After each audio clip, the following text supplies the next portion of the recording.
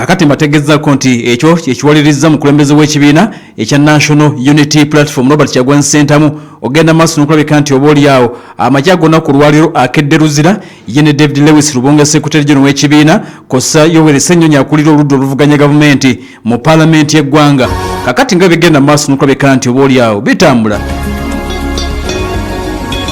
Besigye ali mu kkomera tali mu ddwaliro akaseera kano naye olunaku oluyise famire ye yagenze maaso n'okulabika nti yayogeddeko eri ab'amawulire n'avumirira nnyo engeri omukyala gwe bayita Winnie Byanyima n'avumirira nnyo engeri keesi ya bba gyekwatiddwamu n'ategeeza nti akaseera kano gavumenti eri mu kuzannyira mu bulamu obwa Dr. Kizza Besigye Kifeefe era nga bo bennyini balemereddwa okumuta ogenda maaso n'okulabika nti afuna obujjanjabi obwetaagisa.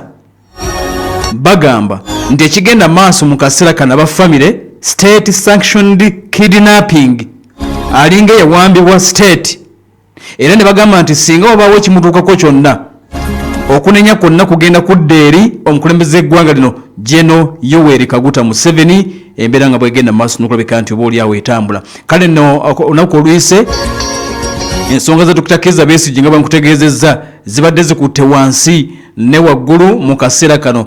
Minisita ow'ensonga z'amawulire n'okulungamya eggwanga Dr. Chris Balyomunsi yavuddeyo ng'ayita ku mukutu gwe ogwa X n'ategeeza nti naye yabaddeko mu ddwaliro e Luzira tetunnamanya gavumenti ye yamutumye kubanga ono yayogerera gavumenti olw'obunkenke obungi obuliwo ku mbeera y'obulamu bwa Dr. Kizza Besigye ayogerera gavumenti yabadde alina okugenda mu ddwaliro aveeyo abulire eggwanga ddala ki ekigenda maaso n'okulabika nti kitambula.